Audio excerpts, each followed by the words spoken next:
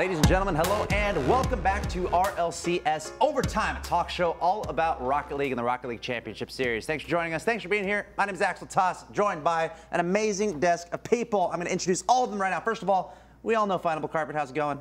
Doing pretty well, man. How you doing? I am super hyped because we have an awesome show in store for all of you. And we have two special guests. We have Kronovi and Quinn Lobdell. Gentlemen, how excited are you to be here today? Today's been exciting, definitely, and I've been having a lot of fun, and I really enjoy talking about anything Rocket League. He didn't sound excited. I'll sound excited for him. It's great. There's the That's hype. the enthusiasm. Hey guys, thanks for being here. Two mainstays in the Rocket League community, more on the North American side of things, and we have an amazing show. A lot of stuff going on in Rocket League. Season 4 announcements to talk about, DreamHack to talk about. We're having interviews with both of them a little bit later, so stay tuned to that.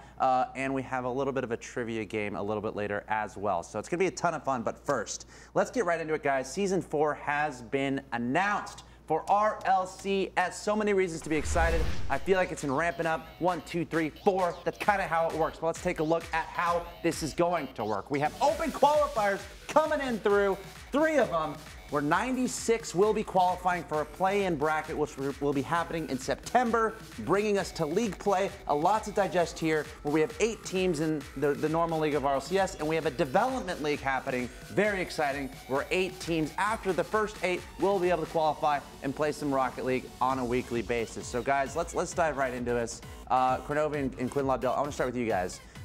What are your big impressions here based on this announcement, and do you like what you're seeing on the screen here? Well, I definitely think it's a lot to take in at first, but what I see is more chances to qualify if you're just an average Joe. The ability to sign up for 3 potential dates, you know, more flexible on your schedule.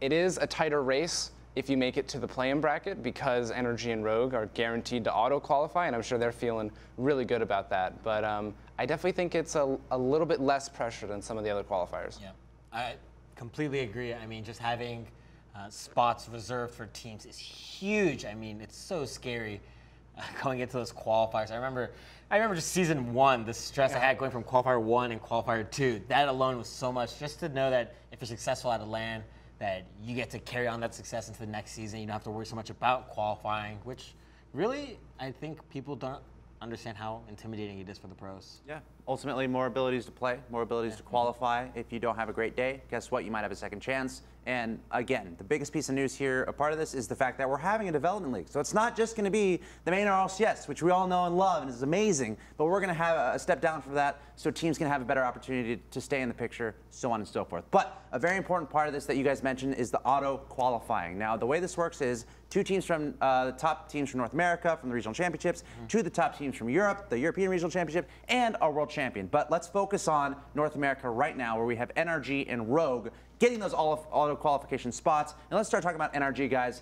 This team came into the Season 3 finals, and I think surprised a lot of people. How are you feeling about this team as they've got this auto-qualified bid into the next season? I mean, they deserve it, 100%. They were dominating online, and on LAN, with the addition of Garrett, NRG has really stepped up their game, being #1 online for North America and #1 on LAN for North America.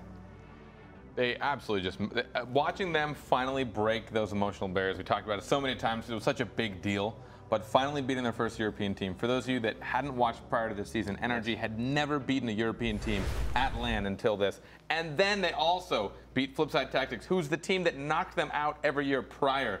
So I think for them, after those first 2 games, they're like, we're good. Doesn't matter. Like, we're just going to go from here. I mean, those first 2 games, that's day 1 that they went home every other LAN. They never made it to a day 2. So this LAN was like a huge achievement. I think they really deserve that spot. I mean, well done. And guys, the conversation, North America versus Europe, right? We've been having this conversation from the beginning, and we're going to keep having this conversation. We have one of the players on the team that was able to take down Europe in the first season final with G2. So you're making him blush. I know, that's my job. I'm flattered. So for me, NRG, and then we're going to talk about Rogue here as well. These are 2 teams from North America that came through and actually are kind of proving that, hey, maybe North America is getting into the picture a little bit more. Yeah, Rogue solidifying the 2nd place really came in clutch at the end of the season online, and they started off the LAN with a huge, not necessarily an upset, but Europe was looking strong. The leftovers were looking great. They were upsetting a lot of the EU giants, and Rogue really pulled that ahead in that series. It was really fun to see the fans get behind Rogue as well. I think they certainly were a fan favorite, both in in the venue and online. And that's a storyline we like. Different teams coming up, making splashes, but ultimately North America versus Europe. That's the conversation we're focusing on right now. And I feel like it might be getting a little bit closer to that gap. I think also these auto-qualify bids, bringing you to the next season, really helps with the longevity of these teams. Rocket League, it's still relatively young as far as esports go, and teams break up like wildfire. Yeah. Once the season's done, they're like, oh, we can find better. But when you get that, you just have a little bit of a golden ticket now. It's like, well, we should probably at least 2 of us stick together, because that's the rule. Right. Because it might be worth it at this point, and it's great for them picking, having orgs pick them up, and I think it's great for just the scene to start making healthy, long-term teams. Yeah, and that's really important, and we're going to focus on that a little bit later as far as the rosters and how you keep that spot. But let's move into the conversation about Europe. We have a graphic to show you guys. Again, same situation here. We have 3 open qualifiers. 96 teams will qualify for that play-in bracket, and then the top 5 teams from the play-in bracket will join the RLCS. And once again, we have the next 8 teams joining the new division. And remember, Mocket, Flipside, and Northern Gaming, your auto-qualified teams from that European region. So same structure for Europe, guys. Right. 2 things to note that, one, there's 1 less spot. Mm-hmm. You have the world champions now in Europe. So they've done that to themselves. And just to reiterate, if you make it in one of the qualifiers, you make top 32, you don't have to play again. You're done. So we will see the full 96. Right, 96? So that's good math. Yeah, that's good math. North American math, right? Well played. Were you going to say that, Kara? No, I was going to 100% agree with you. The race is a lot closer in Europe, considering they've kind of taken out one of their own spots. Yeah. Except maybe they'll get the spot back because of some roster things that have been happening. Yes, and we're going to get into that in a second. So let's go through these teams that have the auto-qualified spots. Again, these are taken from the top 2 teams from Europe from the regional championships and the winner of the world championships. And we're going to start with Northern Gaming, who are your defending champions from the world championships. Amazing play, coming through with a sub, and they were able to get this auto spot. And the question is, how are these teams all going to shake up as we approach this next season? But Northern, again, such a fast team. Yeah, Turbo was just amazing. Really stepping up in Maestro's shoes, like. Of all people, Maestro, one of the best players in the world, right? I mean, such a strong player, and Turbo is coming in and making it. I don't think a lot of people even knew that Turbo was the sub, the way he fit in so smoothly, right? He performed exactly where he needed to, and I remember when they didn't make the auto bid, when they didn't make the final 2 in their regionals, I was like, no, because I knew they were going to be missing Maestro for LAN. Yeah. So I think we all knew Northern Gaming was the top 2 team, and that was their chance to give themselves a better opportunity. But who'd have thought that with the sub, they're like, well, we didn't get the auto bid from the regionals. Let's just do it at LAN and win that instead. It was such a treat to watch him fit in and to watch them play so well together. And since Turbo had been quiet pretty much all of season 3. And we're keeping a close eye on these rosters because we're already seeing Turbo competing with Gale Force for DreamHack with the whole new team going on there. So, and this has everything to do with Mocket. So let's take a look at some Mocket highlights here, as this is a team that came into LAN, such a strong roster, and they end up, coming through as the European regional champions, which is huge in and of itself, the best team in Europe, which is considered the strongest region in Rocket League right now. And then they're going through and able to replicate that performance at the LAN.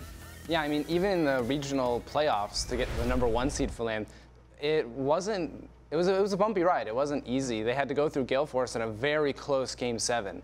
Gale Force barely missed out on the playoffs, and then Mocket kind of took that energy and rode it all the way to the 1 seed, and then they took that energy and rode it all the way to the upper finals, where the classic, I guess now we can call it a classic Mocket curse, get to the grand finals, lose 2 best-of-7s. Unfortunate. Yeah. A little bit tough for them, but when we're speaking about movements again, K-Dop moving from Mocket to go play with Gale Force with Turbo at DreamHack. So again, a lot of things happening right now in the offseason, and I feel like there's still a lot more changes to come. Now, to focus that on that point in particular, and by the way, Flipside, again, they have that auto qualification as well, getting top 2 in the European Regional Championships. But getting into more of the deeper roster discussion, Carpet, especially in regards to Mocket, where we're seeing K-Dop move from Mocket to Gale Force, officially announced and whatnot. This leaves, Fairy Peak and, of course, Mystic What are they going to do? Are they going to move? Are they going to try to keep their spot? Are they going to try to pick up a third? You want to talk more about that, Carpet? I mean, it has to be important. Just hearing these two talk about how stressful it is to go through qualifiers. They have the golden ticket, and now it's up to them. Do we think as a roster we can pull it off? They did well.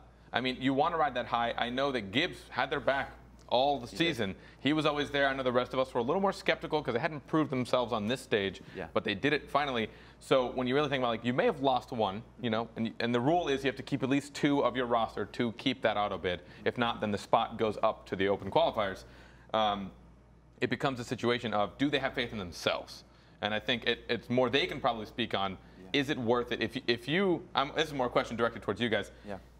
Would you rather stick with somebody hoping you can get better with the auto qualified bid, or would you rather try and find a better team and try and make it naturally? I mean, I think Kronovi can speak to staying with your team, not working out, right? Yeah, I mean, that depends. A lot of it can come down to stuff outside of the game, personalities, how well you mesh as friends, how well your mindset is. You know, if you can tell your teammates motivated and that they care about the team, that they're truly a selfless player, then that's somebody worth building a long-term relationship with. But in the case where 3 talented players come together and they just happen to be really good together, but they don't necessarily get along, that might be something where you test your luck. You have confidence in yourself that you can qualify again, but you want a team that's going to beat all of the RLCS, not just qualify and then come last. And I think a great example of that might be Gale Force. You know, K-Dop coming from Mocket, not necessarily having an auto spot. Turbo coming from Northern, not necessarily having an auto spot. But here they are, Gale Force, with 3 of the top players in the world. Obviously, they feel very confident they can make through the qualifiers. And I think everyone on this desk, are we going to say, okay, no, Gale Force is not going to make it? Do you guys think Gale Force will make it through the qualifiers? I think it's a calculated risk, but they have a very, very strong chance in my book. I think RLCS, it's like so easy to just not be there on the day, right? And now that we have 3 qualifiers, obviously they're alleviating that pressure a little bit. But I just really think that we're going to see 3 players who really think that they can qualify with ease. And they're not just trying to qualify, they're trying to win RLCS, right? Like Crow said, they want to beat every other team there. And when you're like thinking, do I keep my auto qualification? Well, that might be a good idea if you're like going through some development struggles with your team, or if there's like something specifically you want to work on, or it's like things are just a little rocky, right? But if you think that you can win and you have friends or on other teams who you know, like, hey, we played together well, we can do this next season, right? Like, go for it. Let's go for it. And this is so much fun to watch to see how this all unfolds. Getting closer and closer in Season 4. Super excited. Let's take a look at some details from Season 4. Get everyone caught up, because there's a lot of reasons to be hyped. Roster size limited to 4. Open qualifiers are community run. That's kind of cool. Top 8 teams join the new development league who are not into the RLCS. Registration starts in July, so get ready. If you're watching this right now, you can qualify. I believe in you. Kronovi believes in you. Quinn Lobdell believes in you. Final Carpet probably doesn't, but that's good for you too. In November, we'll host the World Championships, so a ton of reasons to be excited, but we got to move on here, guys. We have a lot of fun upcoming. We got one-on-one interviews with Kronovi and Quinn Lobdell. We got some trivia a little bit later, and of course, there's a bunch of dream hack discussion coming your way. You're watching RLCS Overtime. Coming up next, it's Kronovi and Final Carpet going one-on-one. Stay tuned.